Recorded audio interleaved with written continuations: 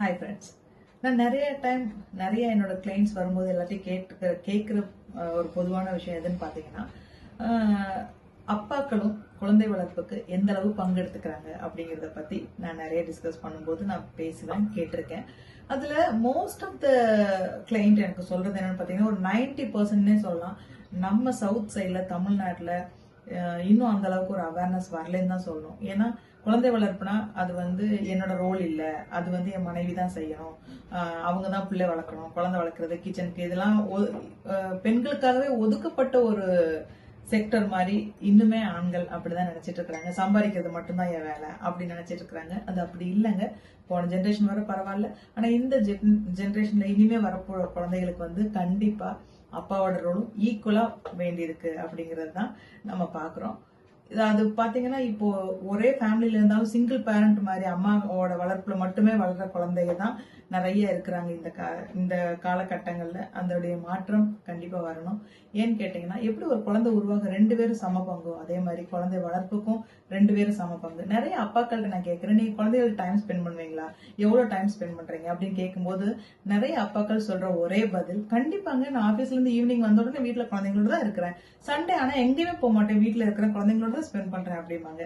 இன்னும் கொஞ்சம் டீப்பா அவங்கள்ட்ட பேசும்போதுதான் தெரியும், வீட்டுல குழந்தைங்களும் இருப்பாங்க, அவங்களும் இருப்பாங்க, பேரண்ட்ஸும் இருப்பாங்க, அப்பா அம்மாவும் இருப்பாங்க, குழந்தைங்களும் இருப்பாங்க. அப்படிங்கிறது ஒரு குவாலிட்டியான டைம் ஸ்பெண்ட் பண்றது இல்லைங்க.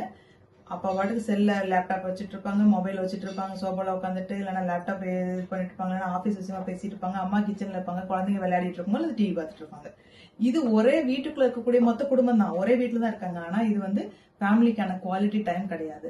ஒரு ஃபேமிலிக்கான குவாலிட்டி டைம்னா என்னன்னு பாத்தீங்கன்னா, எல்லாரும் ஒரு இடத்துல கேதர் ஆகிருந்தாலும் கூட, ஒரே வீட்டுக்குள்ள இருந்தாலும், ஒரு ஹால்ல இருந்தாலும், எல்லாரும் ஒரே வேலையை செய்யணும். ஃபார் எக்ஸாம்பிள் டிவி பாத்தீங்கன்னா 3 பேருமே, எல்லாருமே அப்பா அம்மா குழந்தைங்க எல்லாரும் ஒரே டிவியே பார்க்கலாம். குழந்தை கார்ட்டூன் பார்த்தா நீங்களும் கார்ட்டூன் பாருங்க, குழந்தை விளையாடிட்டு இருந்தா நீங்களும் அவங்களோட சேர்ந்து விளையாடணும். அவங்களோட சின்னஞ்சிறு உலகத்தில் நீங்க என்ட்ராக முயற்சி பண்ணணும். அதுதான் குவாலிட்டி டைமே தவிர, சும்மா நீங்க அவங்க இருக்கிற இடத்துல இருக்கிற வீட்டுல இருக்கிறதுங்கிறது டைம் ஸ்பெண்ட் பண்றது இல்லைங்க. நான் குழந்தைங்க கூட தான் இருக்கிறேன், ஈவினிங் இருக்கிறேன், சண்டே ஆனா இருக்கிறேன் அப்படிங்கிறது குவாலிட்டியான டைம் இருக்காது.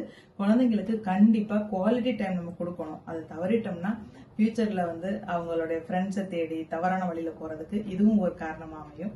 அதனால வீட்டுல இருக்கிற ஒரு நேரமும் குழந்தைங்களோடையும் ஃபேமிலியோடையும் ஸ்பெண்ட் பண்ணுங்க, not with mobile and laptop. Quality டைமை கொடுக்கணும் அப்படின்னா ஒரு அழகான கட்டுக்கோப்பான ஒரு குடும்பத்தை உருவாக்குறதுக்கு அது ஹெல்ப் பண்ணும்.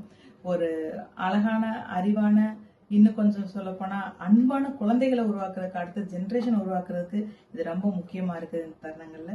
ஸோ நீங்க வீட்டுல கொடுத்துட்டு இருக்கிறது குவாலிட்டி டைமா அல்லது நேம் ஷேக்கா அப்படிங்கிறத சும்மா பேருக்காக, நாம்காவாசின்னு சொல்லுவாங்க, அந்த மாதிரி பேருக்காக டைம் கொடுக்குறீங்களா, ரியலாவே அவங்களுக்கு குவாலிட்டியா அவங்க டைம் கொடுக்குறீங்களா அப்படிங்கிறத திங்க் பண்ணி பாருங்க. திங்க் டிஃப்ரெண்ட், கொஞ்சம் மாத்தி தான் யோசிக்கலாமே. நன்றி, வணக்கம்.